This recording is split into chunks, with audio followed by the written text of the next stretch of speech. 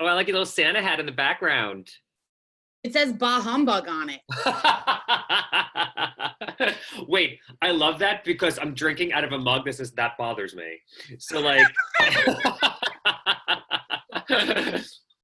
my God, I love My favorite mug says big ass mug of get shit done. And it's like, it's pretty big. It's like. That is a big mug. That is a very big mug. Oh, it's so cold in here today. Now I just turned my little heater on. It's colder in Long Beach. Last year when I was up in the valley, I never turned my heater on ever, not even once. Oh, wow. But in Long Beach, like beach cities are like 15 degrees colder than the valley. Yeah, that is true. So, like, it's like it's on now. Cool. Okay, so we'll start. I know probably a lot of people are clicking on the link now. So we will start in a minute or so. Let's just see who's on now. So I guess maybe we can, I'll just do the quick Zoom tutorial while we're waiting for people to sign on. So if you guys are hovering over your video screen, at the bottom of the screen, there'll be a box that says chat, and I'll go ahead and put something in the chat box. And be aware that when you look at the to field, it'll have a little blue thing, and you can choose whether you're sending it to panelists or whether you're sending it to panelists and attendees. So just be aware that anything you send in the chat box should hopefully be sent to all attendees, because any questions that you have for us, you should put in the Q&A box. So at the bottom of your screen, there's another box, another icon that says Q&A. And that is where you will put in fully typed out questions that you want us to answer during the chat's disabled.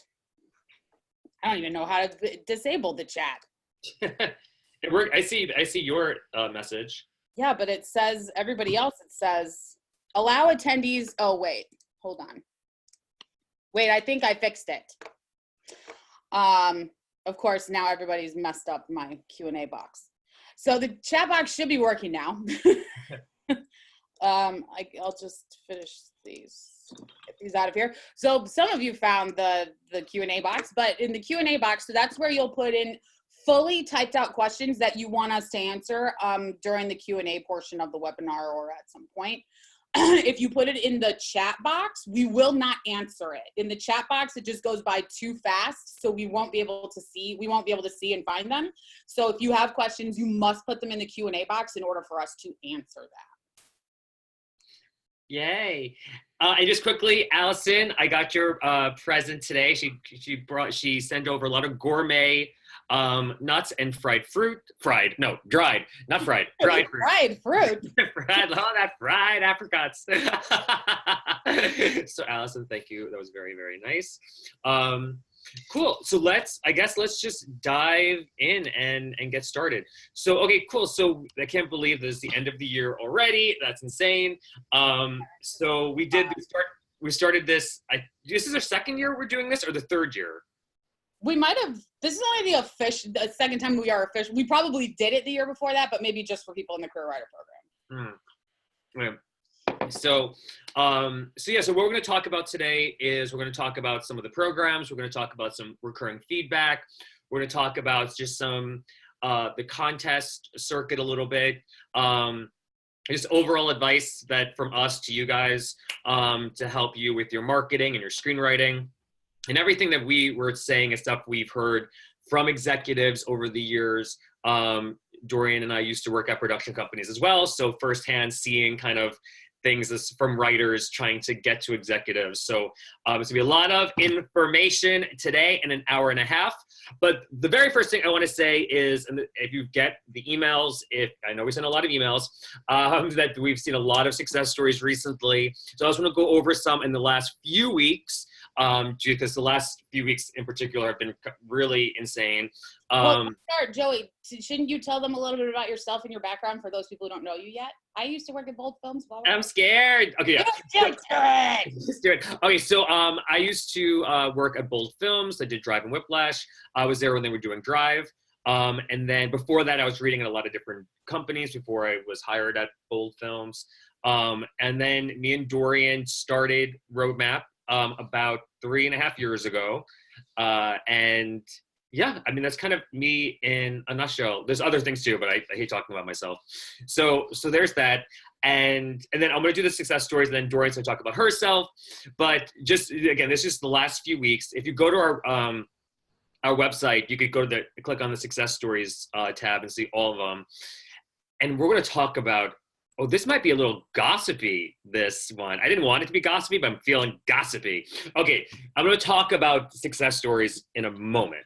But this is us. I want to start with the success stories. So Julianne Wargran, who's in our top tier program, who's on right now, her script was just optioned by Radioactive Productions, like I think a couple of days ago. So Julianne, you work so hard. So we love you so much. Julianne is one of the top tier, how would you just, angels, saints, I don't know how to describe, but she really is like the liaison between the top tier writers and myself, and always comes up with so many great ideas to make top tier just stronger and stronger every month. Then Brandon Constantine, who was in our top tier program, his script was optioned by Lionsgate recently, and I'll never pronounce his last name right, and they also have the director, producer of John Wick attached to his project as well. Laura Bennett, who's also in our top tier program, just got signed to APA. Let's see, what else? Just quickly, John Murphy got signed to Romark. Matthew Kowalski got signed to Content House. And that's just kind of in the last few weeks. So congratulations to all of those writers. And Tom Foreign got signed to Bohemia, so yay! And again, that's probably just in the last like three or four weeks. When it rains, it pours. When it rains, it pours. It definitely, yeah, it's really exciting. We love when it pours. And actually, I'm going to say this now because I want, so I don't forget, even though we'll talk about the contest circuit organizations in a bit. But I want every writer, and me and Dorian talk about this a lot, about success stories. So the success stories that we list are success stories that we directly had a hand in. So it's something that whether we help them find their manager or help them connect with the producer or whatever, those are the success stories we put on our site. Now, that doesn't include the success stories where a writer developed a script within our programs, went off by themselves, got signed, got optioned. We get those emails too, but we don't include those in our success stories listed because even though it was like developed within our program, we feel like we want our success stories to be as focused as possible because so many organizations will really just kind of balloon their success stories where it's like, I saw them at Starbucks and they got signed. That's a success story. It's like that we were going to claim, which is just, like instead of just offering congratulations to people that they've worked with in the past, they sort of claim the success story as their own, as though they actually had a hand in the success that actually came about, like a writer getting signed or a writer getting their script optioned. So with our success stories, it's everything that's on our success stories page is something that we had a direct hand in. But that said, now that we've been around for like 3 years now, that means that some writers' projects are going to start getting made and whatnot. So in fact, there's one writer whose script just got shot with Bruce Willis, I believe, that is going to hopefully come out next year, I guess. So we'll start having posters to be able to put up, but those will be congratulations to this roadmapper that, you know, went on and to do this. It won't be counted as a success. Yeah. So, and I think that's important because even like with some organizations that run screenwriting contests, it's like if they place in their contest and they get signed and it has nothing to do with their contest, like a lot of places will claim that as a success story, even though they literally had nothing to do with it. So we really want it to be as focused as possible, just so it's fully transparent. And that's why me and Dorian created Roadmap in the first place, to create transparency, because hearing from so many writers is so important to have transparency. But Dorian, tell everybody a little bit about yourself. Yours was so short, and I had a little script that I'm going to read my whole script. I had a little script that I wrote because we're making a little video for the site, so I have a little draft script that I'm supposed to say about me and who I am and all this. So you guys, I'm going to test it out on you, and you'll tell me if it's good or not. All right, cool. So, hey guys, I'm Dorian. I'm the COO, which means Chief Operations Officer here at Roadmap Writers. If you think of Joey as the face and the heart of the company, I'm the bones and the organs. I keep it all up and working. I'm also in charge of the first two steps of the Career Writer Program, which is the Pitch Prep Program and the Marketing Intensive, which we're going to talk about a little bit later. I'm also in charge of the cost-effective Industry Access On-Ramp Program for anybody who wants to dip their toes in the roadmap pool without a large financial investment, which we will also discuss later.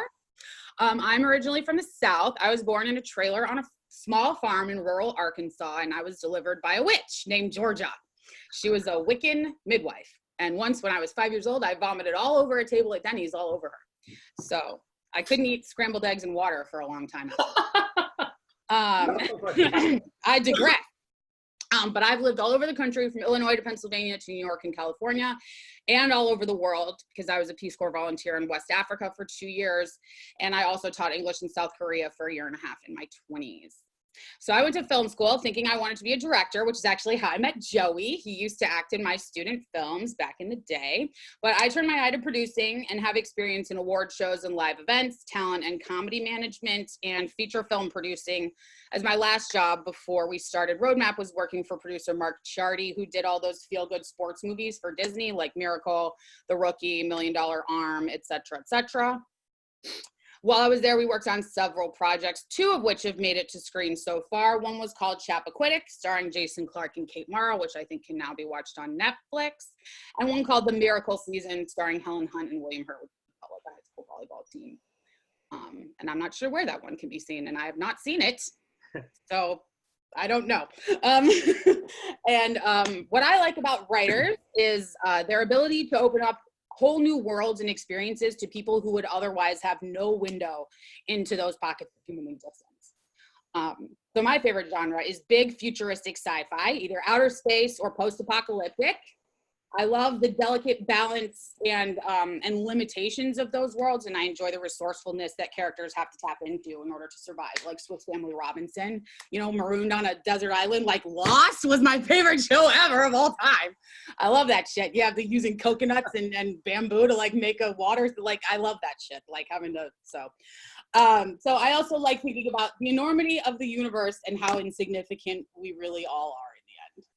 And that's my intro. Yours was so short. I liked yours. That's really good. Yeah, and I feel like I have to make mine a little longer. No, but I also just want to say this about Dorian. I've worked at other places before, and it's you know, I don't want to start the whole thing with kind of like on a downer, but there's so many like shady people out there, especially in this field. It's like every third person's a shyster. But with Dorian, and I say this to every writer, what you see is what you get.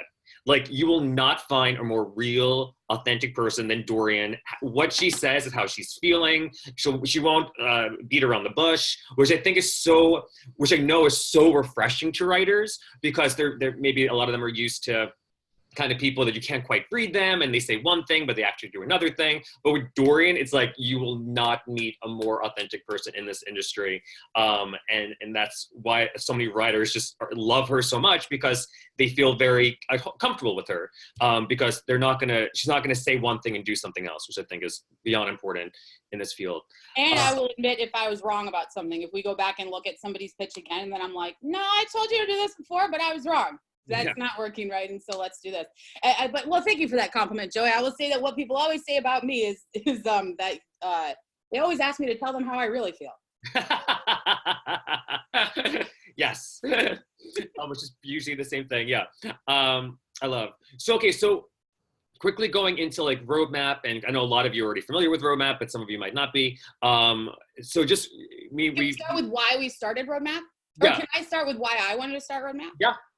Here's why I wanted to start Roadmap. When me and Joey got together to make this new iteration, he'd been doing consulting and stuff for a while, but when we got together to create what Roadmap was, when I went to film school, when I graduated from film school, I was pissed off because they didn't tell us anything about how to actually get into the industry and get a job. How to get a job, what jobs there were, what sort of pathways you could take to get up, like the sort of ultimate jobs of like director, screenwriter, producer, blah, blah, blah. They didn't tell us any of that shit. They were just like, okay, go here. We taught you how to make short films and go work. So what we wanted Roadmap to be was a real world industry place where people could come to actually learn the skills to put together the material and actually learn the skills and information that they need in order to actually break into the industry as a working screenwriter, which was something that I feel that film schools have failed students on. And I know that not only my film school, I hear this from other people that went to film school all over the world, that's just, and I hear this from people who just went to college, that they don't tell you how to get a job or what jobs there are, et cetera, et cetera. So that's what this is supposed to be. It's supposed to be like a real world thing that's beneficial to writers and that puts working people with fresh voices and see what happens. Yeah. And we do get writers that hear about us, and then we tell them that there's, you know, this training programs with execs, and they're like, well, I went to this college or this university, I don't need to learn anything else. But when they actually do it, they're like, okay, wow, I knew how to like structure a script, and I knew what a script was, or kind of a fuzzy idea of what the industry is, but I never knew such like the inner workings of the industry and what's actually selling, and how to really try to flesh out my dialogue, or how to target companies that would be good for my project, how to pitch, how to give screenwriting. Yeah. Wait, what did you say? The business of screenwriting. The business of screenwriting, yeah. And we say this too, we did an email, I guess at this point, a couple of years ago, career writers versus hobby writers. And for us, because there's about 8 of us right now that work here, we don't want to be this big, huge machine, or just taking all these writers and just trying to like do this, do that, do this, or not even telling them do this, do that, just kind of them blindly signing up for things. And then us wasting our time with the writers that don't really want this as a career. So we really just want to work with writers that want this, and not just they want to write on the weekends because it's fun, but they actually want to do something with their writing. We're not a screenwriting 101 place. We're not a company that will teach a writer from the very beginning how to write a script. We really are for writers who know how to write a script, need some fleshing out, and also want to know what to do next. If you are writing your scripts in Word, you are not ready for roadmap. Yeah, yes. I said it. But it's true. It's true. And that's something that we really value, because more than for how we feel, we want the writers, you guys who want it as a career, we want you guys to have our full attention. So if we're spending all this time focusing on all these writers who are, some of them are loony, some of them are just kind of wasting people's time, some people just want a friend, we were wasting our time for taking away time from the writers who actually want it. Which is why I think one of the reasons why we've seen so many success stories, because the writers that we work with are putting so much time into it, and we're able to kind of personalize some of the roadmaps that they have. So, okay, so really the backbone of our company is called the Career Writer Program. And that's something that when we started this, Dorian really had this idea of creating something that is really personalized. So that the writers start with how to pitch, and the next step is how to market and how to give a good general meeting, and the third and fourth steps is where they really put it into practice, and it's more rapid fire. They have more opportunities. We had a webinar the other day from somebody in our Career Writer Program, and she said something that was so important. She was like, what I love about this program so much is about the repetition. It's like you pitch and pitch and pitch and pitch and pitch. So by the 10th time you're pitching, if you were nervous before, now you're like, I got this. Because I know writers sometimes are nervous to pitch. I totally understand. So the Career Writer Program, a lot of the programs in it are in roundtable settings. So and Dorian's going to talk about the first 2 programs in a bit, but it's because so many times writers will kind of be in a bubble and have tunnel vision and just focus on what they're doing, where if you just kind of open up the camera lens a little bit and you see what other people are doing, you see how other people pitch, you see the feedback that your peers are getting, it also helps you streamline and mold your strategy a little bit more. And also it's really important in this that you start building friends within the programs. So you're not just focused on the executive, you're also focused on who else is in your program, and start building relationships with those writers, because you never know where those writers are going to end up. So it's really good to really just reach out to those writers, whether it's via Zoom or whatever. Just like, hey, I would just love to kind of work my pitch with you or whatever. That is something, you start your own support group. So we have 4 tiers within it.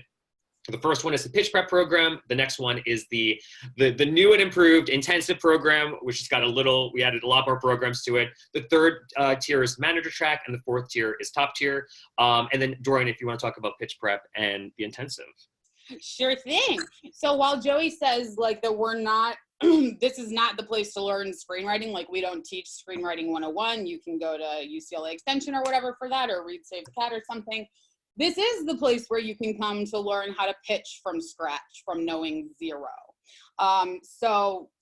And to do that, take my pitch prep program, our pitch prep program. It's the company's pitch prep program, but it's my baby. As those of you who have taken it know, I'm very hands-on with the entire program. So, and in fact, those of you who have taken pitch prep, feel free to blast in the chat box that everybody else should take it too, because they can't. If they hear it from me, it's just me advertising it. They hear it from you, it's people who have taken it and know what they're talking about.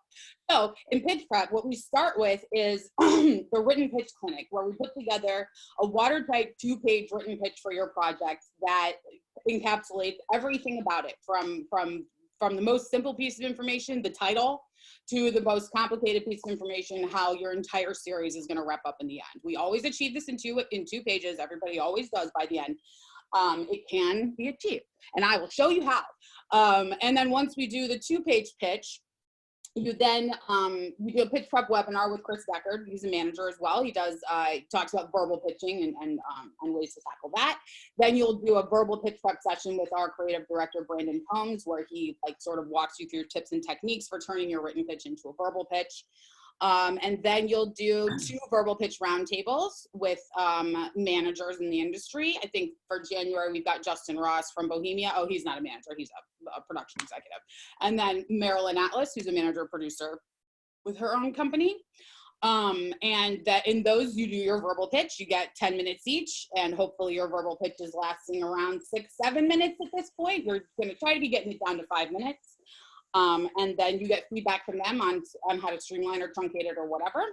And then you do a branding clinic with our Director of Writer Outreach, Brianna Hansen, who helps you put together a personal logline for your brand as a screenwriter. And that's it for pitch prep, right? Written pitch, verbal pitch, brand logline. That's what we do for pitch prep. Then you can go into the marketing intensive, which as Joey said, we have just very recently revamped and made even more intensive than before. No pun intended, kind of pun intended. And in the marketing intensive, that's where you start to put your pitch to the test. So you get 5 open pitch sessions on the weekend. We recommend that everybody do Skype pitches. It's always better. Verbal eye contact, that's always better. So you get 5 of those. So you're going to pitch at least 5 times to 5 different people, and they'll write you back feedback reports, just like any other open pitch session. You're going to have a strategy call with Brianna, our Director of Writer Outreach, who you did your brand with, where you'll talk about how to tackle this month and what you want to get out of the month. Then you'll do a researching target homes demo with me, where I show you a system for how to basically get on the internet and look for places that might be a good fit for you or for your projects. Then you'll do a writer bios clinic with Joey, where he'll teach you how to write an effective writer bio and the sort of info that should be included in that. And then another session in intensive is a new one that we just did for the first time this month, and it was a success. I'm glad we're gonna do it again. It's called the Real World Read Roundtable, and it's hosted by Janet Jeffers from Lawrence Bender Productions. And what happens in that session is she reads your script until she doesn't want to anymore. And it's the real world read. If she were to get that script submitted to her by an agent at Lawrence Bender Productions for consideration, when would she stop reading it and why? And yes, she stops reading all of them, because there's always a reason why. If your script is truly the needle in the haystack of 300,000 other scripts just this year, then she might read it to the end. But the point of this session is so that she gets to where she stops. And it might be that she opens it up and she sees that it's written in Word. So she stops reading, because she definitely knows you don't know how to write a screenplay if you're still writing in Word. Or maybe she gets to page 5 and there hasn't been a single line of dialogue yet. So she stops reading because you need to start get some dialogue in there. Or maybe she gets to page 15 and there's been 20 named characters introduced. Okay, so she stops reading there because now she can't keep track of all these characters. There's too many. So it's like the real world reason why somebody would stop reading your script. So, and then during the session, she tells you where she stopped reading the script and why she stopped reading there, and then helps to give you some sort of tips and tricks on maybe what you could do to some notes on how to improve that going forward. But it's sort of like a real evaluation from somebody whose job is to evaluate scripts for a big deal producer, giving you a real world assessment of where they would stop reading your script. Cool. Then you have your scenarios verbal pitch roundtable, which is also with Brianna, because Brianna is also an actress and comedian. And in that roundtable, you do your verbal pitches, but Brianna takes on a different exec personality in each pitch to sort of put you through the ringer of different kinds of exec personalities you'll run into in the industry and how to sort of deal with them, like the distracted like exec that's like, yeah, I'm listening. And how to deal with those sort of things. And then you do a coverage clinic, again with Coach Decker, the manager, where you read a script and write coverage on it and then talk with him about what people are assessing from your scripts. Now I'm like wondering if maybe that should be before Janet does the real world read or after Janet. I don't know. I'm still finagling which order to put things in, so we'll have to see about that. But that's where you yourself will write some coverage and understand what people are assessing in your screenplay and in others. Then there's mastering chit chat, which is how to, general meetings and how to take those, and the next steps clinic, where you talk about your traction, where you are today, and what sort of should you next? Should you write another script? Should you look for a manager? Should you blah, blah, blah? Oh my God, there's like 4 more. Then there's a virtual meetup, which is online, and it's just the whole group together in a session, like you guys are sitting around a table with the exec, like having coffee. And then there are 30-minute general meetings where you have a private 30-minute general meeting with a manager and test out your general meeting skills. And then we do a session where we talk about interpreting feedback and taking notes, where we take all of your feedback reports and all the feedback that you got from the month, and we look at the feedback together as a group and sort of interpret what these execs are trying to say based on what you turned in or what you pitched. And we did that this past month too, and it was actually really helpful for people because they started to see that a note that an exec is giving is actually not in conflict with what we talked about. It's just they didn't quite achieve what we talked about. And so helping them interpret the notes to see like, no, this exec is talking about the same thing I was talking about. We're saying it in a slightly different way when we do this. And so it was really helpful for them to sort of to not have such a disconnect between feeling like notes are so disparate and so at odds with each other, and figuring out how to reconcile notes that might seem very different but actually aren't, and generally how to take notes, which notes to take, which notes to toss. And that's the marketing intensive. Wow. Phew. Does it sound intense? Yeah, geez, I'm like, I forgot there were so many things in it that we added. So for Dorian, it's really more of like the specific, thought out, organized plan, executive head roadmap, and I'm just like, let's send scripts out to all the executives. Out of the frying pan and into the fire. Joey, yeah. I'm like, let's paper the town. And so at this point, what we've done in Pitch Prep and Intensive is we've prepared you to hopefully not be nervous getting in front of people, to be comfortable with the Zoom interface, to be comfortable with your pitches, to have your writer bio together, your personal brand and logline as a screenwriter, all of your marketing materials, know that your script is good and ready to go.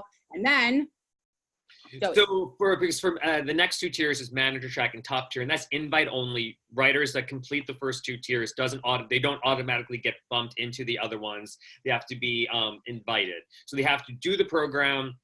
They have to show professionalism. They can't be a Looney Tune. They have to be somebody that we would trust in a room. And I'm going to talk about that a little later, about kind of us being the conduit between the execs and writers and stuff like that.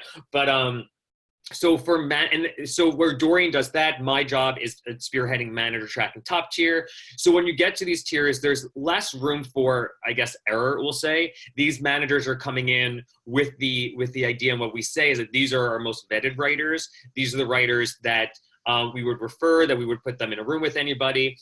So they come in with that mentality. So if they come in and somebody's stumbling over their pitch or they're not really focused, that is not a reflection on the career writer program that we want to convey.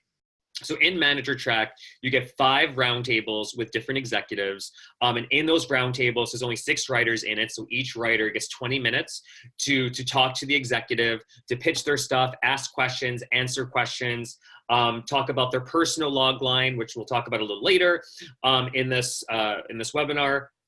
So you get 5 of those, and those are always on the weekends, usually the first 2 weekends. And at the end of it, the moderator who's moderating the session will let me know if there's any feedback and if the exec wants to read any material from any of the writers. And then you get that one. And in Manager Track, and certainly in Top Tier, we also have a marketing strategy call and session where, taking the tools that you learned from Dorian in the first 2 tiers, we actually start putting it more into practice and seeing what the response is, where you'll email me 50 companies, 50 companies, and don't you dare send me anything less than 50 or I'm going to ignore it. It has to be 50 companies, production companies, agencies, management companies who think would be right for your project. You're also going to send me your bio that you worked on previously. And don't scare them, Joey. We do Researching Target Homes. They get a system for how to come up with those 50 companies. Exactly. That's why I don't accept anything under 50, because and if you're struggling to find 50 companies that's right for your project, then I think you should kind of look at your project, and because maybe the scope is too narrow, because there's so many companies out there that it shouldn't be too hard to find 50. And then what we do is we email execs to see if they want to request a script that we have relationships with, and see if they want to request a script based on the referral and the bio and the log line. So you get that. You also get a next steps clinic with Andrew Kersey, who's fantastic. For that, he'll read your log lines and go through your career strategy.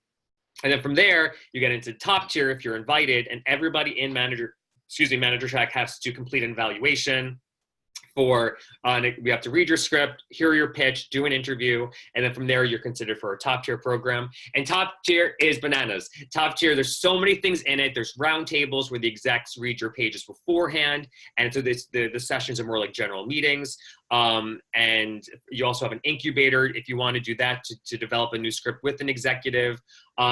There's also a general meeting track that we just started where you will have private 30-minute generals with an exec that reads your full script beforehand. And we just started that this month, and so far it's going very well. But in addition to all those things, and there's a lot of roundtables and things to participate in Top Tier, but we also do a lot of marketing. So we work with a lot of execs that don't normally do pitch sessions with us, but are looking for things and are vetting writers. So from there, we'll email the writers in Top Tier and let them know what they're specifically looking for. The Top Tier writers will send me their log lines. I'll send it to the execs. And these are people from like Paramount, Scott Free, UTA, et cetera, et cetera. And so just really trying to paper the town with those Top Tier material. And a lot of the success stories that come from Roadmap come from our Top Tier program. So more than half of the success stories that we've had come from our Top Tier program. So it's a lot, but it's really just, by the time you get to Top Tier, you should be really laser focused on what your strategy is, how you want to present yourself, what your brand is, which is very important. How to do follow-ups, we'll talk about in a second. How to present yourself in pitches and journal meetings, we'll also talk about in a second. So there's just a lot of stuff. And it's a real community within Top Tier. What I love about it is that when I ask the writers what a certain executive is looking for, I will sometimes get an email from a writer being like, I don't have anything for that person, but I know that this person does in Top Tier. What about them? The moderators that help in Top Tier, Julianne, Jana, and Terry, are so fantastic with giving their suggestions to help other writers get exposure as well. So it's a lot of stuff, a lot of, I tell the writers in Top Tier, say goodbye to your social life, say goodbye to your families, because it is a lot of work. And anybody in the Career Writer program is something that's really important for Roadmap overall, and I'll give a specific example that happened today, is that don't fly under the radar. This is not the program, and Roadmap in particular is not the organization where you should just kind of sign up for something, do it, leave, sign up for something, do it, and leave. The more you're on our radar, the better. So for example, a writer emailed me today who I've known for a while, who I trust and I like. She said, I have a Christmas feature script. I just finished. I worked on it. I developed it. Who do you think would be right for it? I emailed an exec that I know was looking for those things. The exec said yes. I sent the exec the script off an hour later after she emailed me. And it's important that you all remember that. Now, that doesn't mean emailing us every 5 seconds. What about this? What about this? What about this? But it does mean that we're here for you guys, and especially as we get to know you and you get to know us, and there's relationships being formed. Don't be afraid to stay on our radar. Otherwise, you will kind of fly underneath it, and you won't see as much traction as you could potentially see. And I think that's it. For top tier. For top tier, yeah. Top tier. And then I guess I'll just mention the on-ramp program, which is the other program that I curate. Because these programs are not, the cheapest thing in the world, but they're worth every penny. There's also the on-ramp program for people who might be a little nervous, might want to test out some of our programs first to sort of see if they're worth it first. And so in on-ramp runs every month, and it's on Wednesday nights. And we do the pitch prep webinar with Chris Deckard. We do a logline clinic with me, but now we're going to be switching that up every month because I think I've exhausted everybody's log lines. I think I've workshopped literally everyone's logline, and I have a formula for that.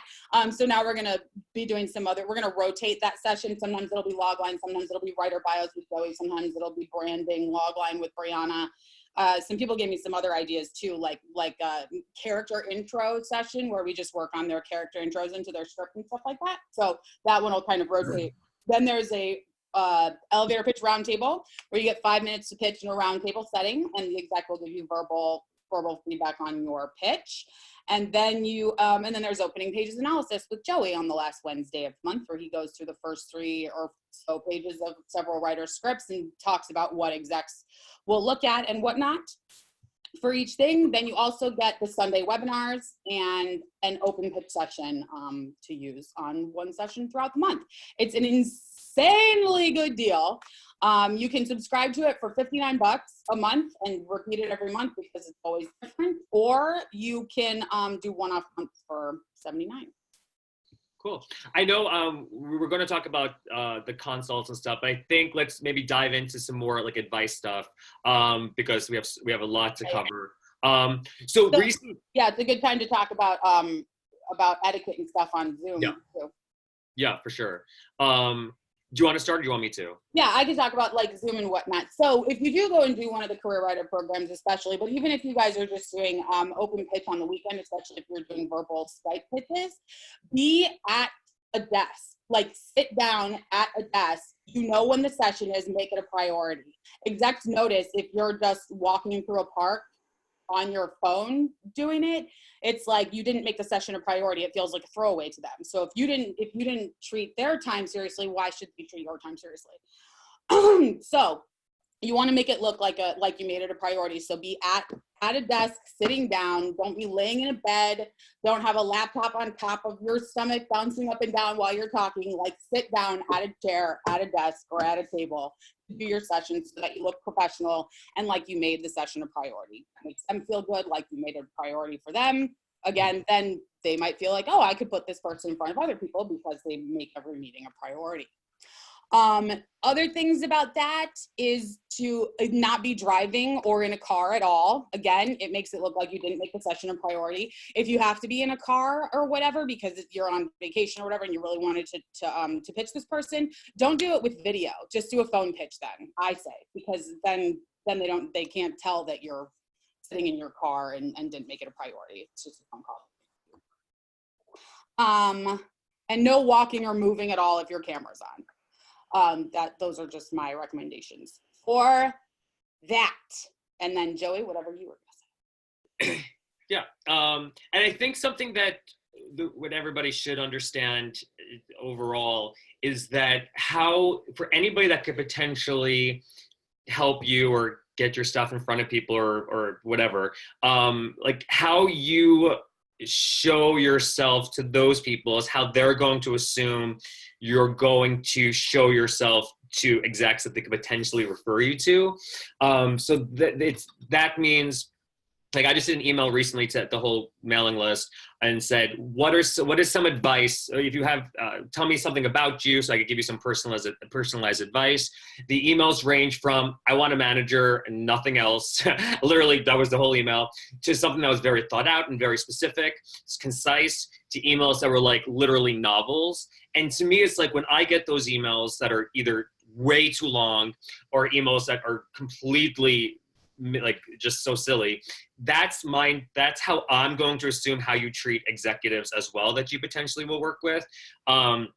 So I'll be less anxious and excited to send your stuff out or whatever to execs if those are kind of the way you're making me feel personally. The same thing for the Zooms and the pitches and how you handle yourself with those executives. Obviously, it doesn't mean just being like, yes, whatever you say, yes, whatever you say. That's the opposite. But what I mean is like somebody who's like professional, comes in with a clear head, that's able to take notes, able to digest the notes, able to have a constructive conversation and not just say yes or no, but to have a real conversation. So those emails that I'm going through still are just so interesting to get, because it's kind of like how you will potentially show yourself to execs. So just keep everything everything kind of concise and clear, because that's again how I'm going to interpret how you'll treat execs as well. The other thing is, I feel like I'm going on a little bit of a tangent, but I hate saying this so much, but because we at Roadmap, we were career writers versus hobby writers. We do try to filter out writers sometimes, writers that are just plain old crazy, writers that are just more doing it as a hobby or only doing it as a hobby. But we really have no tolerance for crazy. Like you have one strike, and it doesn't mean just you saying no to something does not mean a strike. Somebody who's like literally says something that is volatile or seems like some kind of not a threat, but like just you feel unsafe around this person. Those people are just immediately thrown out, because that's why we work with so many execs. So many execs refer their friends to us, and we get execs that refer their spouses to do our programs, or execs that are also writers end up taking our programs as well as a writer, because they know that they're going to be in the presence and in the groups of other writers that they'll feel comfortable with. So that's really important as well. So again, just treating everybody as humans. When that's also why we have a strict no asshole policy. It's not just crazies that get kicked to the curb. It's also assholes. Yeah, it takes all kinds. So that's that. I kind of, yes. So other etiquette as well. What are some other pieces of etiquette that we can share? You have to kind of think about it like dating. Like a lot of people get frustrated because they'll feel like a pitch went really well, but then the exec didn't want to do anything further after that. And it's like, you have to think about it like dating. Like if you're out there dating, looking for a relationship with somebody, and you go on a date and you think that it went great, and yet that person doesn't want to see you again, it's the same thing. Sometimes the chemistry just isn't there. It's not that you did something wrong. It's not that it didn't go well. They just weren't feeling it.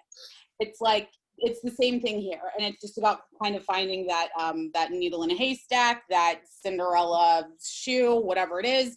It's not an easy thing. Same as it's not an easy thing to find your soulmate. Trying to find a manager is like trying to find a spouse.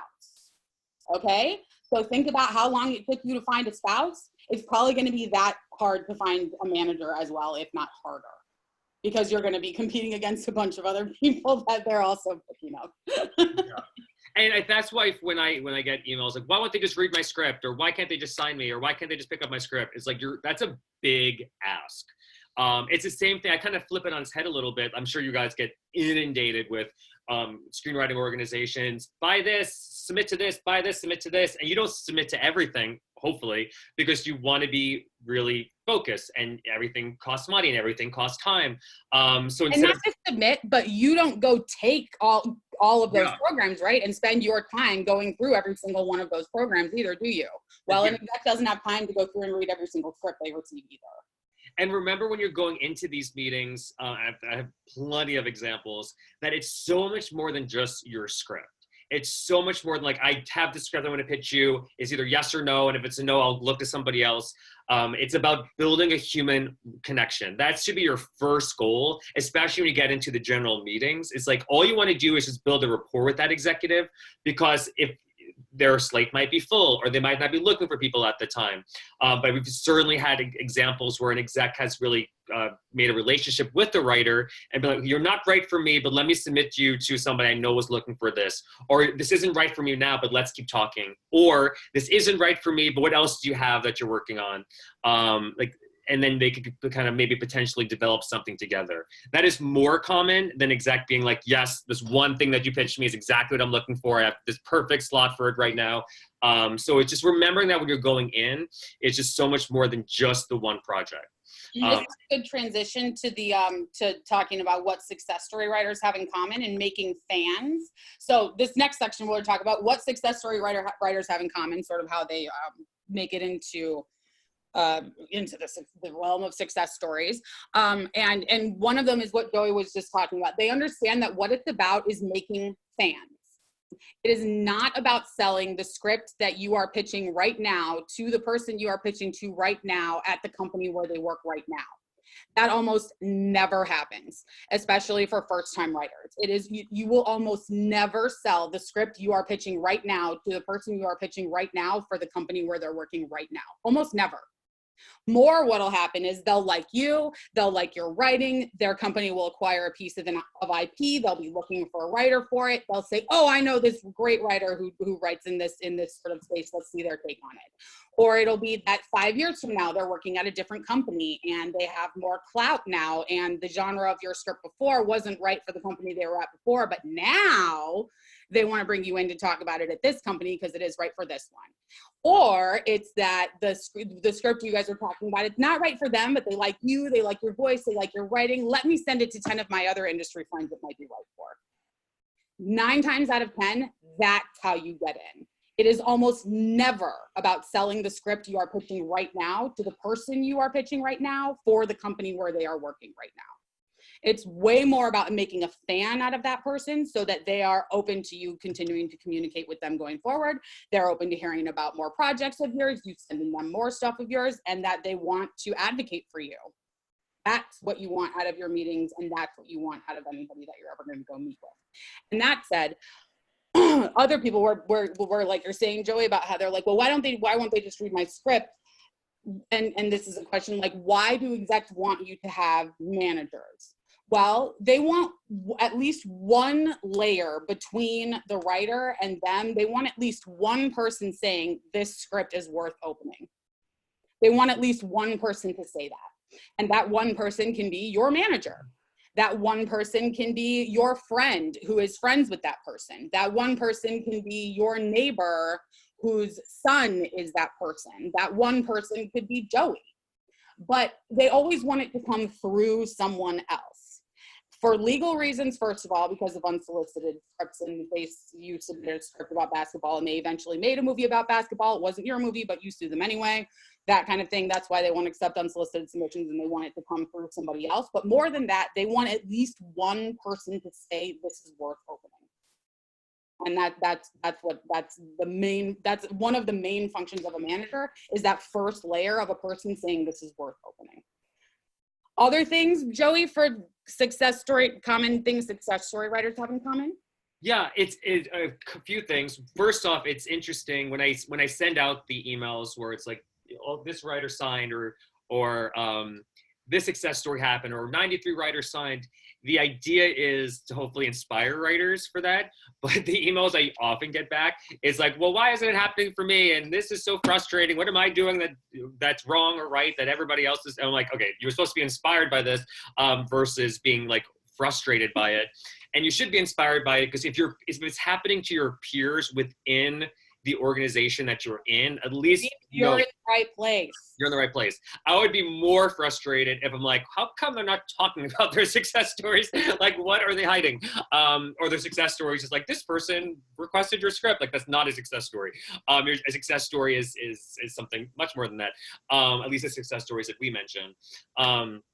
But other things that the writers have in common, and first off, 93 writers in a little over 3 years. That's a big accomplishment. And that's kudos to all the writers that are doing this. And a lot of things that those writers have in common is that they see this not just as a one script opportunity, they see this as a bigger picture. They have a brand, so they know what kind of projects they like to write, whether it's the dramas or the sci-fis or the actions, features, TV. There's that one sentence personal log line that like that's not necessarily about just the genre, but the one sentence personal log line about the unique perspective is that they bring to the table. Yeah, for sure. Like, what is, before you're even like kind of thinking about what to write next, like, what is your personal log line? Like, why did you want to write in the first place? What are all your stories? What do you want to be remembered by? So when writers go into pitch and they're talking about their stuff, there's more of a sophistication with their presentation because there feels like they're writing because they want to express themselves or there's something they want to express. So that really kind of intrigues the executive versus like, I write a little bit of everything. But the writers that have seen success through us are the ones that from the commonalities is that they have a brand, they know who they are, they treat the executive as a human. This is a great example. So Betty Sullivan, who I've known forever, she eventually got signed to Chris Deckard from Fictional Entity. And Chris literally said that one of the reasons why he signed Betty was because she's able to keep the relationship going, that she's not pushy. She's not somebody that he's going to be embarrassed or uncomfortable sending her to meet other people in person. That she's always creating things, that she's very collaborative, she's very easy to work with. So knowing that and I know it's so much easier said than done, and I have no patience, so I should listen to myself when I say this, but it is a journey, and you have to know that selling a script should not be kind of like, okay, I've made it. It's about building the relationships. That's going to help. So when you do get to a certain point, that you could kind of, when you do get signed, for example, you could look back at all the executives you met and you've already built relationships with. That's also really important. So just see the bigger picture then versus the smaller picture, which is like, I want to get staff. I want to sell my script. And that's why when I'm responding to these emails that I sent out recently, what's your goals and what do you want? It's so much like, I want to sell my script. It's like, well, you and 100,000 other people, but what are the steps? Everybody else responding to this email, yeah. Yeah, that's what everybody's saying. But like, what is the steps that you want to take, and what are you actually doing? And a lot of the responses, I'm not doing anything. So it's like, well, that's going to be really hard. Versus the writers that have been signed through us or been optioned. There's such like an understanding. They take advantage through every opportunity. Yeah, they do. And that means not flying under the radar. Another example is this writer who I've also known forever. Her name is Janice Brody. She's eventually got signed to APA. Again, I've known her forever. And whenever a writer was kind of flying under the radar and not knowing what to do, I would use her as an example because she is somebody who would like email me constantly. I want to get in front of this person. What about these people? I met with this person and they said this. How should I interpret it? And to the point, and I would say this to her face too, sometimes I'm like, Janice, just breathe. It's going to be okay. Let's relax. But she is the kind of person that I want a lot of writers to be like, because she doesn't just sit back and wait for things to happen. She's a go-getter. So whenever an exec would email me and be like, okay, I'm looking for a female-driven comedy, she was always the first person I thought of, because we were talking about something recently. I know she was talking about something that she was creating. So she was staying on my radar. And the same thing with the execs that she's had relationships with and met through us. She just was always on the radar, but in a way that wasn't annoying, but in a way that you could tell she really cared about the craft and she really cared about what she was doing. So that's also important. Yeah. Definitely taking advantage of every opportunity, every mixer, every in-person thing, every opportunity you have to be face-to-face with people, not sending in written stuff. Those things are always huge. And then as far as not being precious, like people who are successful are not precious. This is a business. It's a collaborative business. You will never be working in a bubble in this business. You will always have to take notes from other people, and either you can implement them and stay on the project, or they will say, thank you very much. Here's your money. Goodbye. And they will bring in another writer to do that. So you cannot be precious with your material. You have to listen to notes that other people give you. That doesn't mean you have to take every single note that you get. It just means you have to listen to them and think about them and really consider them and think like, okay, well, what was the note behind that note? And like, am I missing something with my antagonist or something like that? And they know that they're not here to hear from themselves. They're here to hear from the exec. They're not here to hear themselves talk.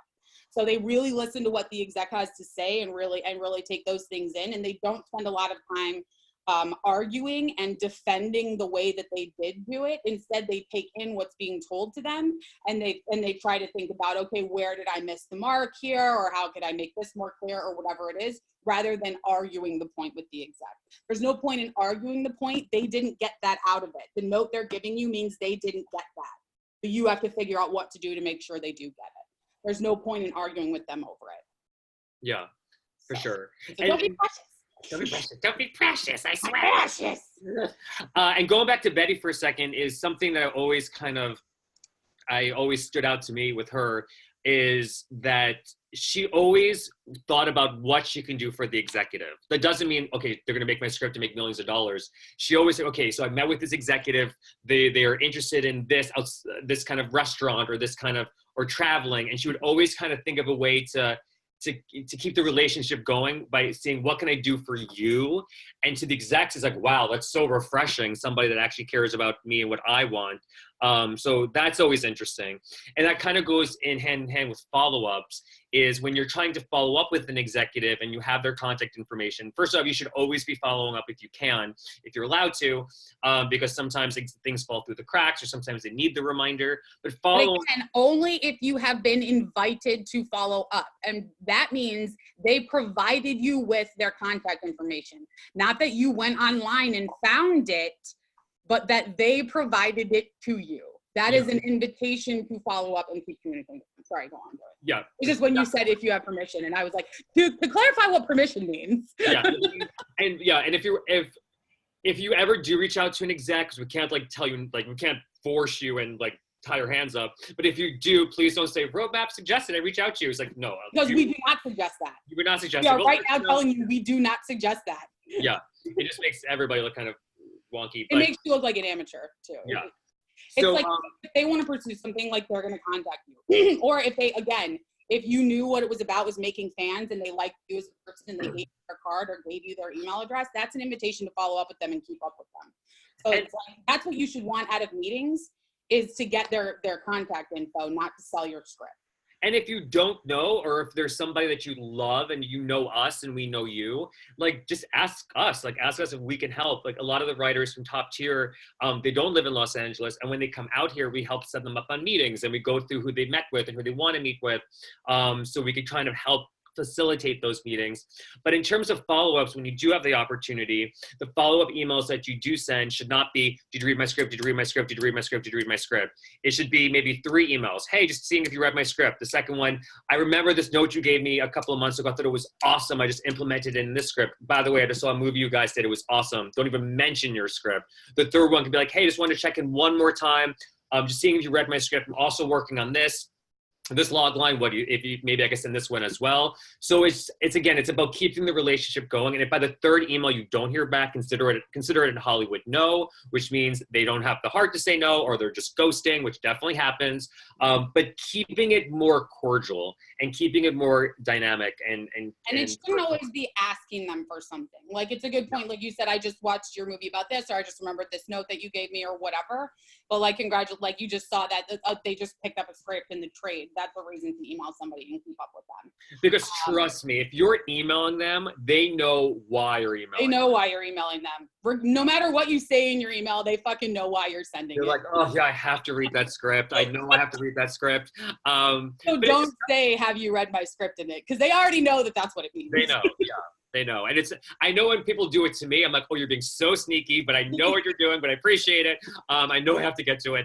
So that's another thing that's important with the writers that have gotten success stories through us. That's one of the many things, but that's just a couple of things. I guess we'll quickly just talk about pitching, general meetings, and the contest circuit organizations. I'll just quickly talk about contests and organizations, and then what's your name? Dorian is going to talk about.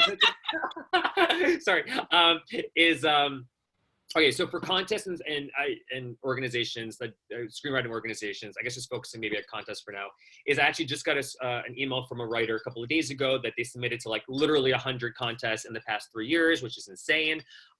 Last we checked on Film Freeway, there were, I think, about 700 screenwriting contests. Some of them are some where the prize is a baseball bat. Yeah, yeah, which is. And I also hear from writers, like, I just submitted to this because I want validation. And that's, I mean, if you have unlimited funds, first off, I need to be your best friend. But second, that's fine. But by getting validation from a contest, that doesn't normally, I mean, it doesn't move the needle. And in fact, when I was actually talking to another writer who I went to their website and they had like a ton of laurels and I was placed in all these competitions, and I was like, take out 90% of them, because if an exec, maybe a manager, sees that, they're gonna be like, okay, you placed in 500 competitions, but why don't you have a rep? Why aren't your scripts picked up? To them, it raises red flags. Maybe your script is oversaturated. Maybe there's something wrong with you if you're placing all these competitions. Yeah, it's a problem. It's not a benefit to be like, this script has like placed in 100 competitions and yet nobody's interested in it and I haven't been signed. Then there's something wrong with you, probably. Yeah. Like, you know what I mean? And that's what they think, and little do they know is that a lot of the competitions that you place in is that they can move the needle anyway. So it's like, it's kind of just more or less a waste. So there's a few contests, and I apologize if I leave a couple out that I think are awesome as well that I'm just forgetting, but Page Awards is awesome, Slam Dance is awesome, Nickel is great, Austin is great. I know the owners of Page and Slam Dance personally, and they so care about the writer's success. It's amazing to see. Any fellowship that's connected to a studio is also great.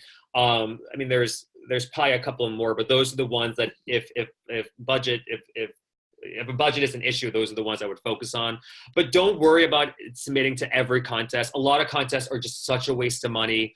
They can't offer anything.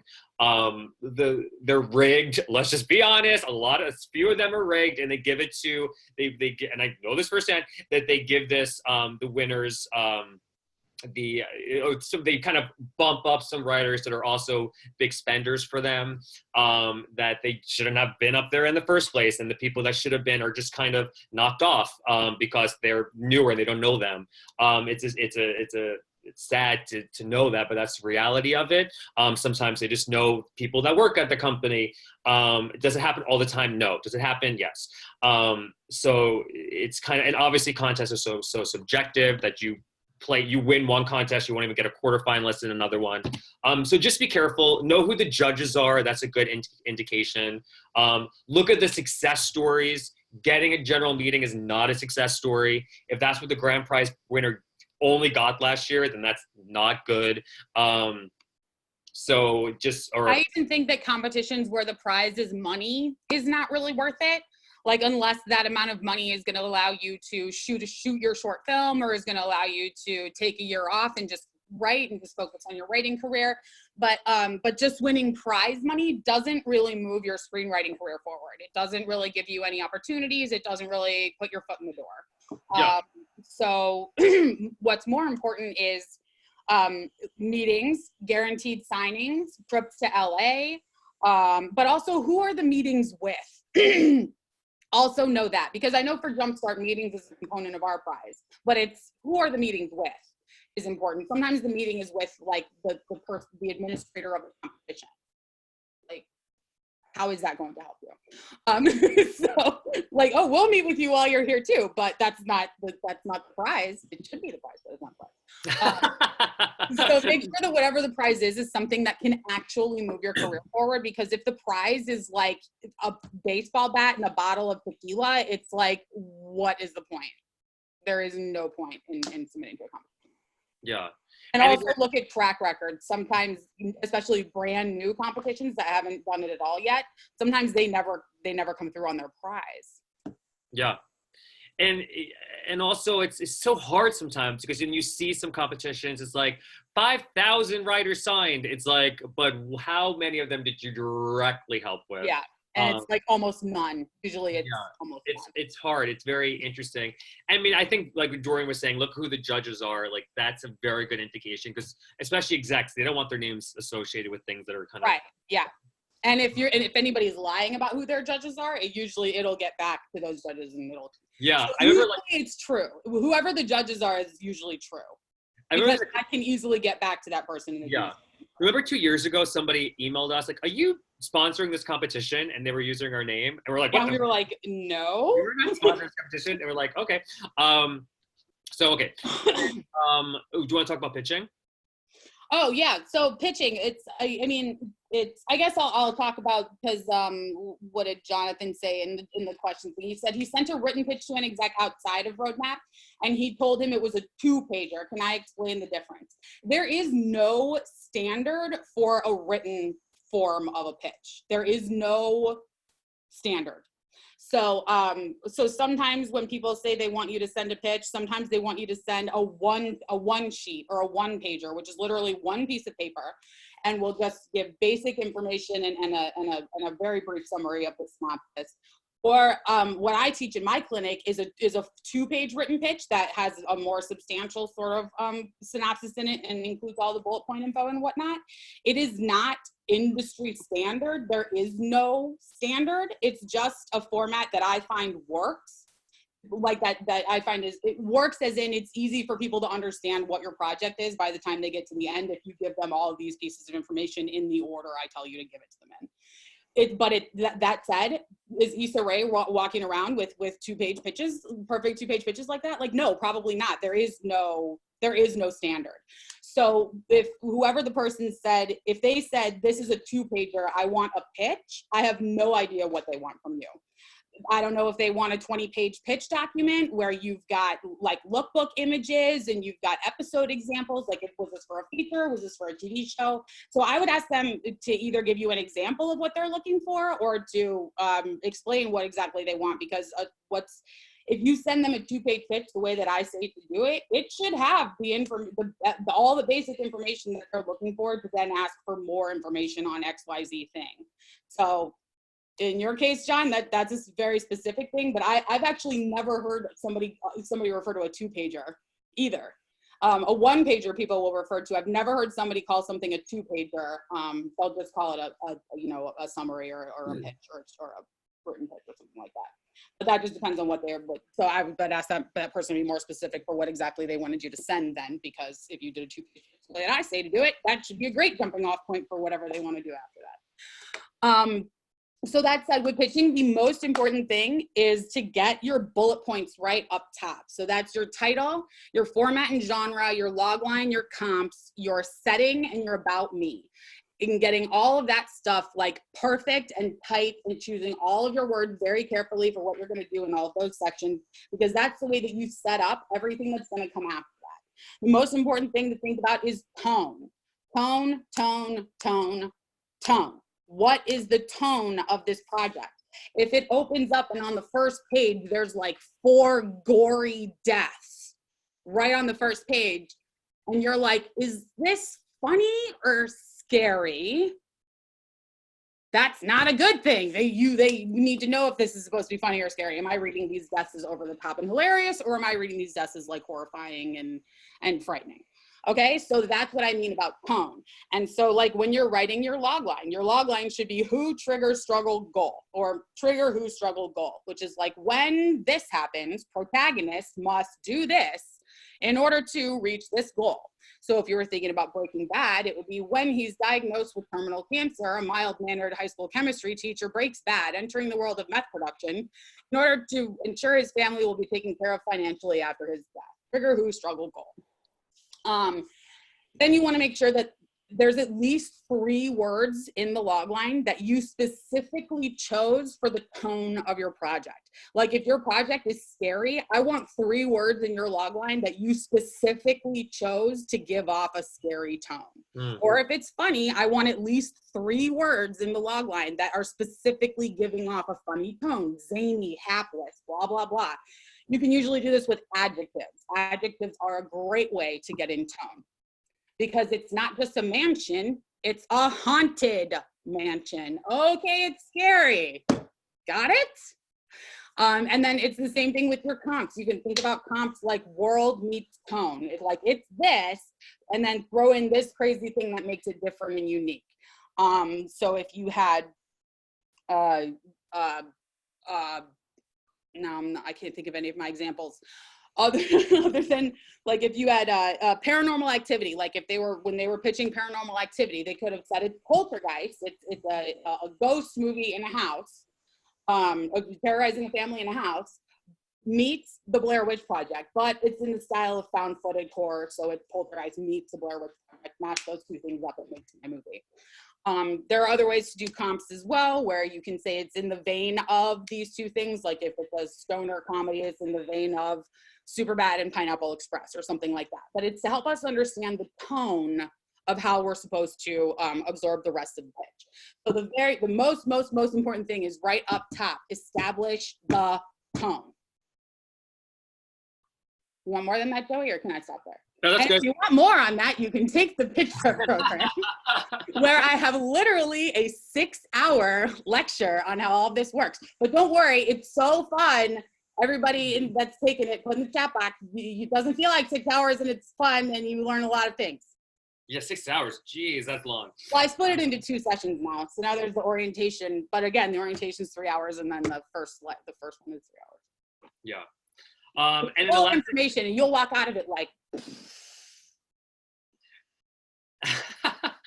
And the last thing I'll say is I'll talk about meetings really quickly and general meeting etiquette, and then I guess we'll just go into questions because we only have 20 minutes left.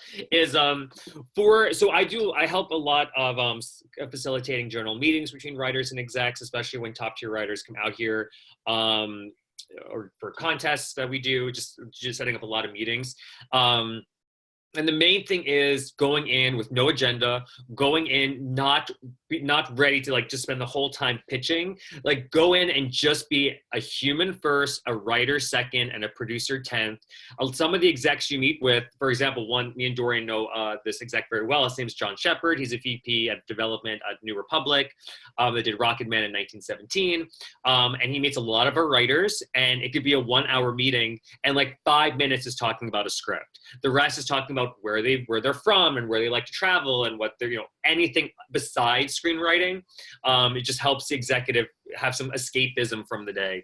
So I get feedback from execs sometimes when an exec says, I just met with this writer and it was amazing. I love this writer. I think there's a writer on, Jack Stranger, who came out, I guess, last year. And every exec that he met with, they were like, wow, that person was awesome. We talked about so many different things.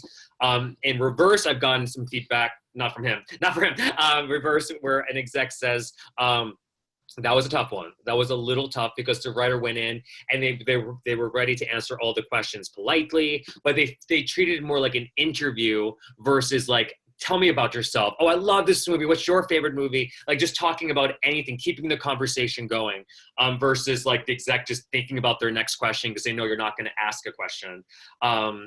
Don't force anything. Their main objective from a general meeting is for them to be like, here's my email, let's keep in touch. That is your main objective with a general meeting. Not that you're going to get signed from it, not that they're going to pick up your script from it. It's like when I get they'll keep the conversation open. Yeah. It's like when a writer meets with like 5 execs and by the time they're done, they're like, oh, I met with all these execs, but nobody optioned my script. It was, I was like, that's not the point of a general meeting.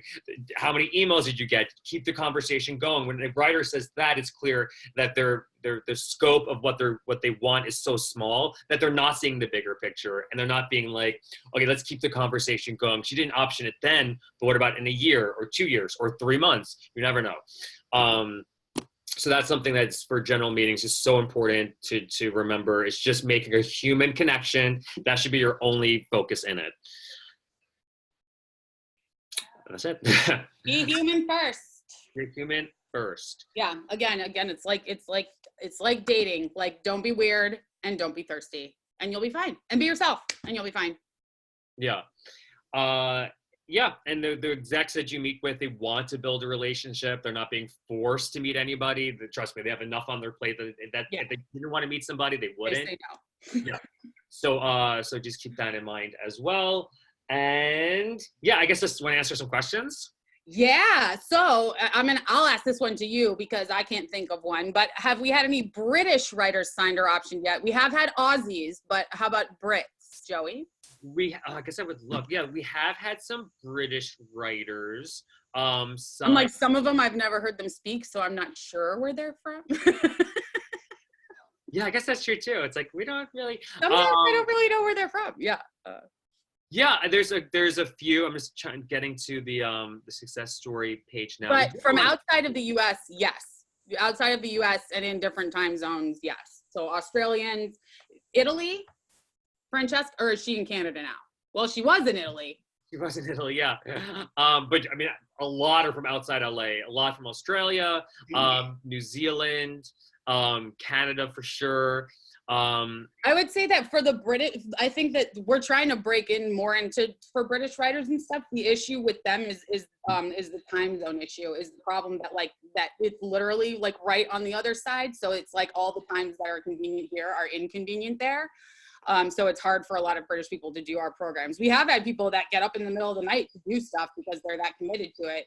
And Francesca was one of those people, and now she's fine. But yeah, it's like we are also beholden to the hours that execs can do it too. And so, when their workday goes from 8 to 7, it's like not a lot of flexibility there, except for on the weekends. But like Top Gear can be done by British people because there's morning sessions. Yeah, that's true. Weekend.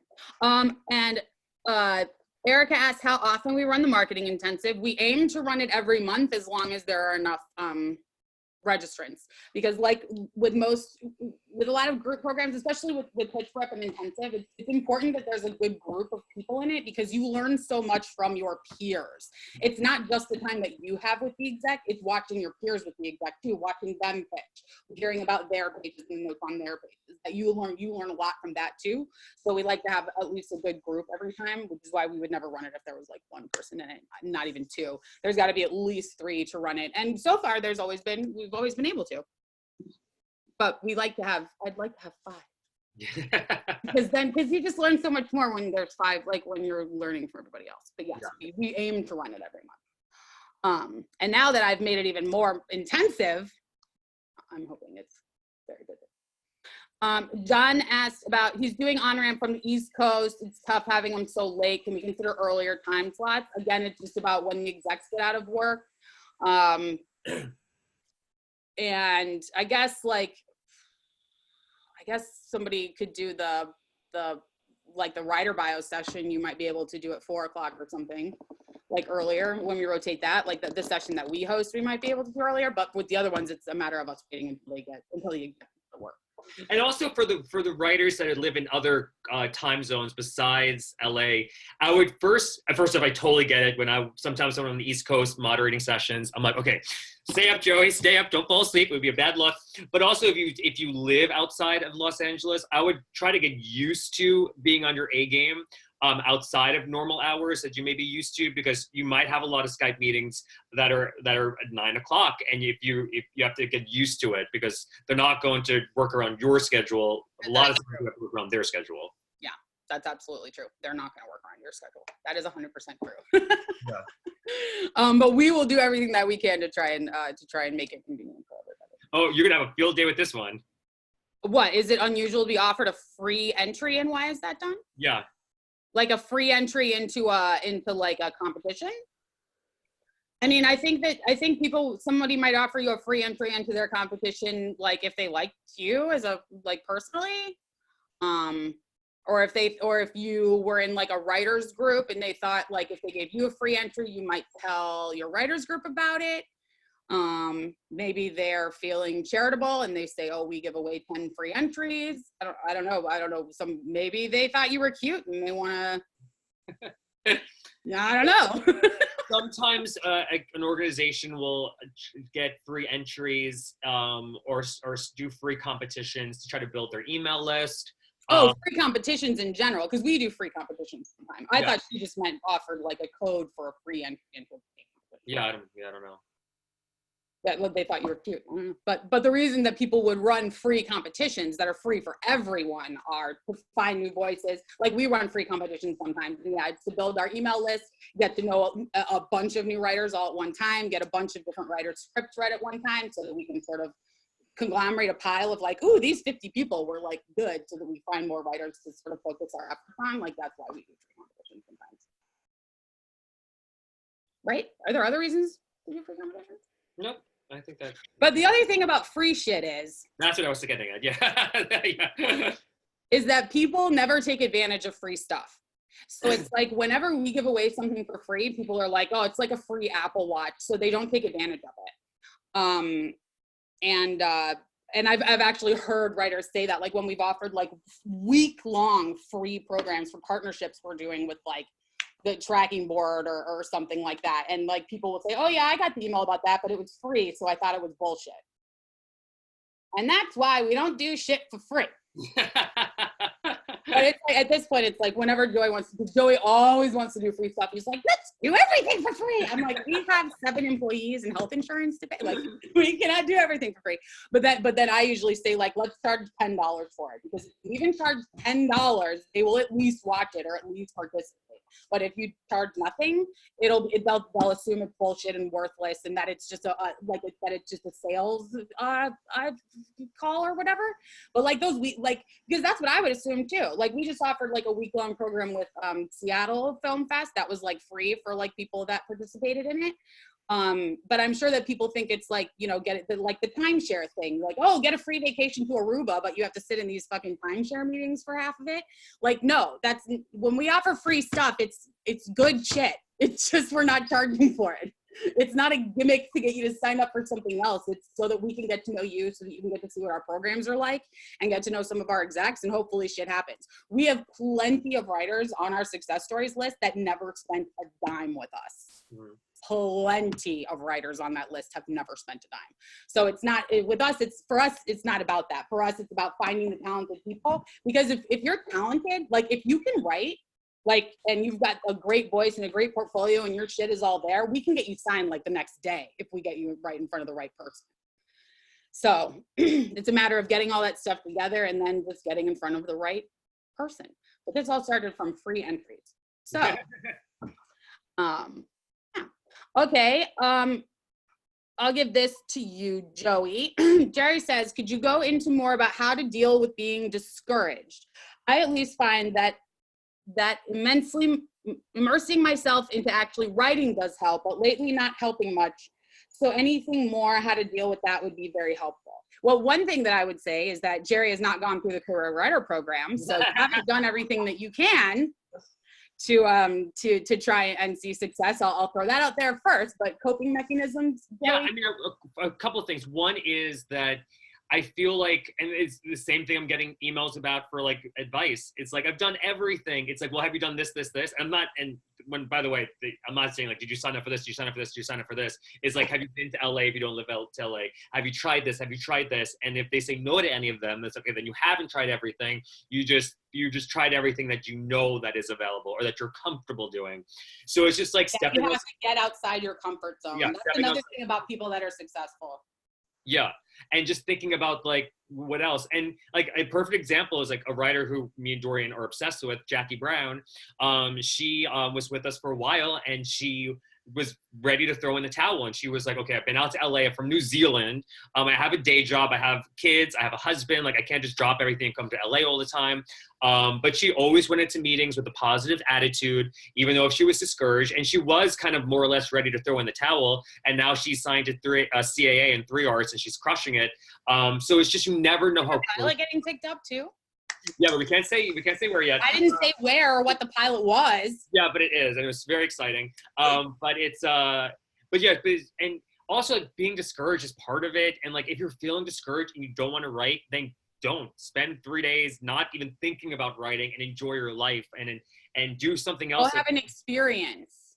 Go do an escape room or something, because then you might find something new to write about, something new that's going to inspire you to write something new.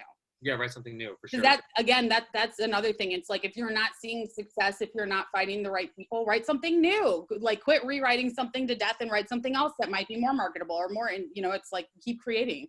Yeah.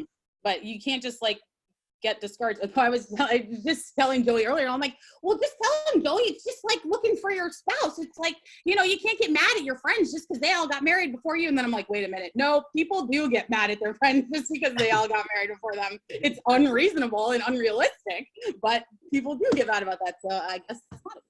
And it's also like, I feel like there's certain times of the year, like I feel like right now people start feeling a little bit more discouraged because it's the end of the year, there's reflection, and they kind of see like what they didn't accomplish this year. But I mean, and it's hard because it feels like December 31st is like the end of an era, and it's the end of everything. It's just another day. So just think what you could do differently next year and start planning like, okay, I was terrified to pitch verbally. I know this isn't you, Jerry. Like in general, I'm terrified to pitch verbally. That's all I'm going to do. Because you know what? If you can't pitch verbally, you're never going to be a working screenwriter, period. Yeah. Period. You might be able to get signed by never verbally pitching, but if you can't pitch your project to somebody in a room, you will never sell anything. You'll never be you'll certainly never work in TV if you can't pitch your ideas. In a writer's room, that's all you do is pitch your ideas. Yeah. So try the pitch prep program, and then you'll get comfortable with pitching verbally. So that's the whole thing. It builds confidence in being able to do it. Like, there's a formula for how to do it. You'll know what to do. You'll practice doing it. You'll gain the confidence to do it. That's half the point of pitch prep program and marketing intensive is confidence. It's to build your confidence in yourself, your writing, and your ability to present those things to others. What was the point of that? And John asked if I can break out the written pitch clinic into a separate class like it used to be. No.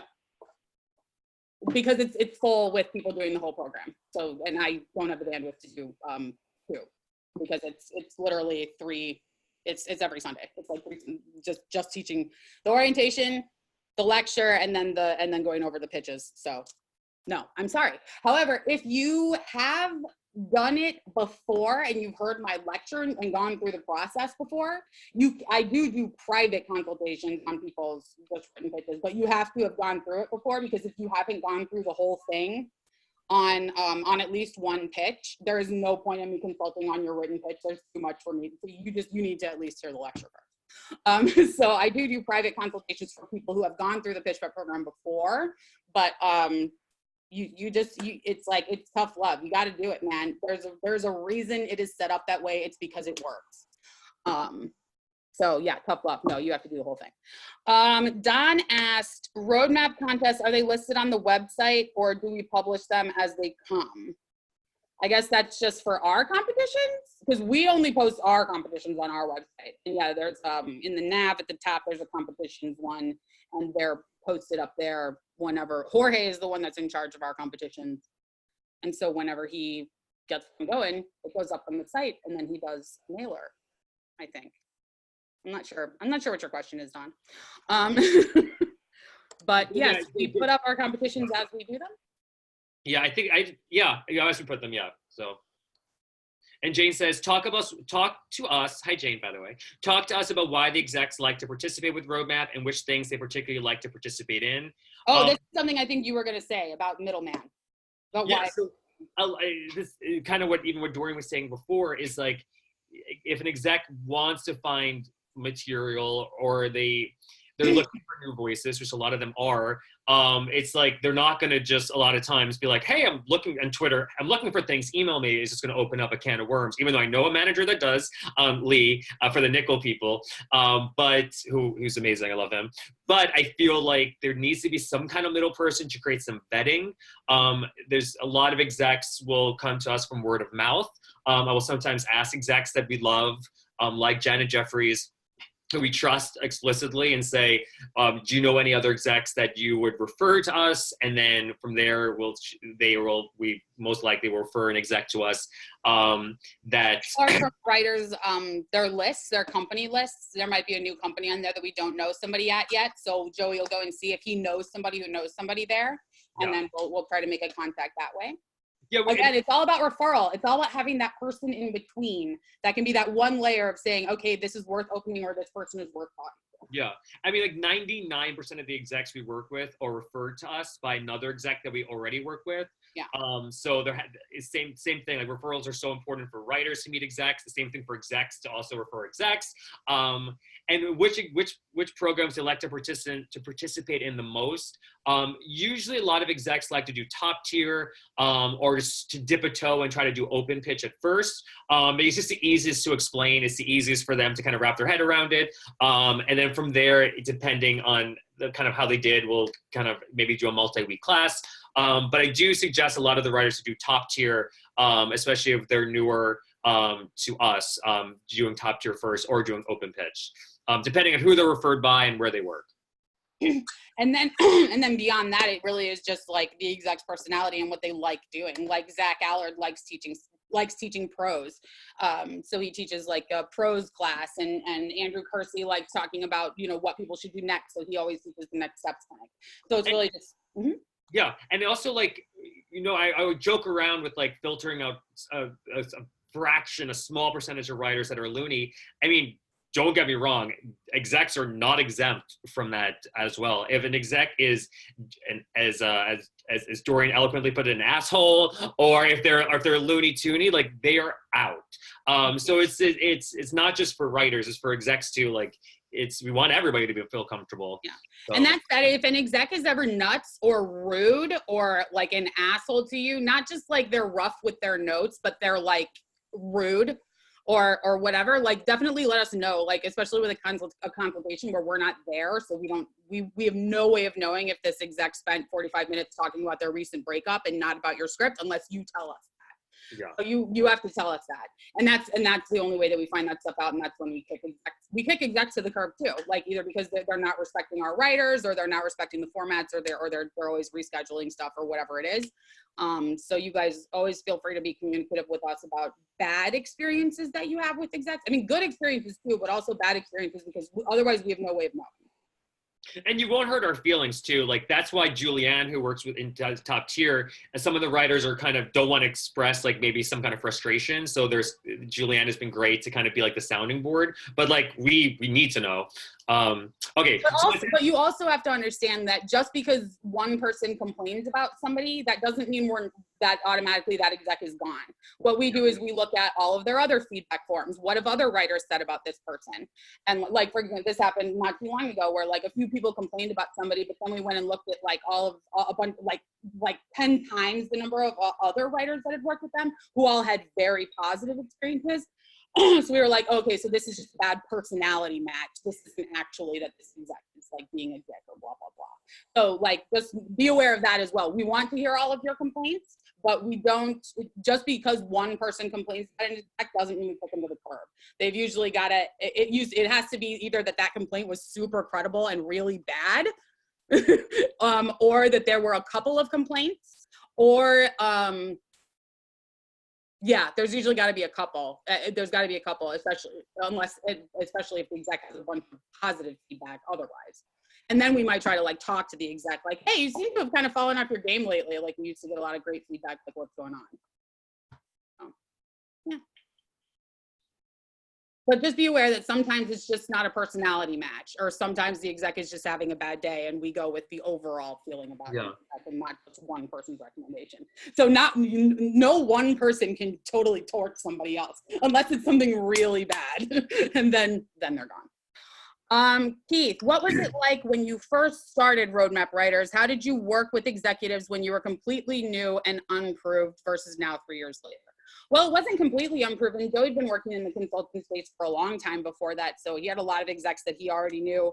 I was coming from a production company, and I brought in execs from Disney and DMG and other places that knew me, so they came in to work with us. But it's just about personal relationships. Again, our personal relationships with people that we knew that then expanded into them, introduced into their friends, into their friends, into their friends, into their friends. It's how you guys should also be thinking about getting yourself and your work out there, that it's about making fans that people want to introduce you to their friend and their friend and their friend and their friend and their friend.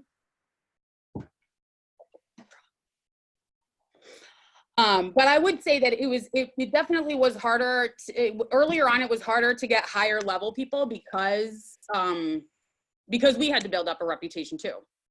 And so I think that, you know, as we've gone on, we've been able to get higher and higher level people because our reputation has grown bigger and better. And the quality of executives that we're working with is always growing bigger and better. And again, they hear it from 2 or 3 people. If roadmap is great, you should work with them. And then we do it. Yeah, and I feel like sometimes execs, especially when we're starting, they've had bad experiences with other places, and they're like, "Oh, I've done something like this before. Yeah, exactly. No way am I doing this again." And we've done a pitch session with somebody somewhere else, and it was horrible. So they're like, "I'm not into consulting." Yeah. Then we try to like, "Oh, just give us one try. We're different." Like, you know, the writers are more vetted, or you know, whatever. Okay, let's do a couple more. If anybody has any questions regarding top tier, like I think Cass and know where you do, I'll email me privately and I can talk to you about it. And then let's see what else. Do you want to? Suzanne asked about. Did you talk about the hour consult? Do you want to quickly talk about that? Well, like what an hour consult is. Don't you know that, Suzanne? In an hour consultation, the exec reads your full script and prepares notes for you. And then during the call, you have an hour-long call, and they talk to you about the notes that they prepared about your script and any questions that you have, even about where to market this to, any companies they know that might be looking for stuff like this, etc. So come prepared with questions, because if they're done with their notes by 45 minutes, it is up to you to fill the additional 15 minutes. And you can ask them if you can pitch it to them to test out your pitch. You could prepare questions or whatever it is, but make sure that you do prepare things to do if the notes finish before 1 hour. Is that it? Does that answer the questions about that? Oh, and Sharon said it was a free entry to a paid competition for a contest she previously entered. Maybe you scored well and they definitely wanted, I don't know. I don't know. You scored well and they definitely wanted you to apply again? I have no idea. No idea. But Sarita says this. Sarita, I said this before, and I think it's very just be aware. Nothing is ever free. Like look deeper into it. Like what is their gain from it? Is it they want to build their email list? Is there like a certain company looking for something? You know, whatever. But the other thing too, just quickly about success stories, and the more I get into this like industry, and the more I'm like, oh, this is shady. But like, there's some like management companies like literally attached to a competition. So like you win a company, so that kind of like builds success stories, even though it's like feels fake because it's like the management company is like a division of a competition. So it almost feels like, well, of course you're going to sign the winners because they won your competition. So it's just always just looking deeper and deeper into things. And sometimes you'll feel like, okay, that was super legit. Sometimes you'll see like, okay, that was a little weird. So yeah. And then I guess, Petra says, today I saw a post on Roadmap's Facebook page about hustling versus aligning. Can you explain the difference? I don't even know what that post was. I don't know what that Yeah, is. sorry, Petra. But thanks for staying up till 3 a.m. in London. Yay! Yeah, you did it. Hi, Petra. I met Petra in London for the class. Oh, She's awesome. okay. And then Sherry asked us the last question. Dorian, can you talk about how a one-on-one would work with you for pitches, please? It's the same as like doing the written pitch clinic. It's just you send me your pitch in Word, and then we do a Zoom, just me and you. Like I read it, mark it up, everything, do my edit, blah blah blah. Then we get on. It usually takes about 45 minutes. We go through, reread the whole thing together and fix all the things and make sure it's the same thing we basically do in the written pitch clinic, but it's just private, which is again why I only do it for people who have taken the written pitch, the pitch prep program, because they have to have gone through the process before. Otherwise, there's no point in me looking at the written pitch. I'm like, you have to at least know the knowledge stuff first, and then I will look at it. But yes, that's how it works. And if you want to do that, you can just email me. I'll send you the link to sign up on the site. But yeah, that's open to anybody who's heard my lecture before. If you want to work on a run through of your written pitch. Again, maybe Sherry, I'm like, Sherry knows this. I think she's asking that question so that I tell other people. So that other people know how it works. Basically, I read your pitch. You send it to me in Word. I read it. I rewrite stuff. I mark it up. I put questions on the side, all this stuff. And then we get on and we read it together and we answer all the questions that I had and rewrite things again and make it clear and blah, blah, blah.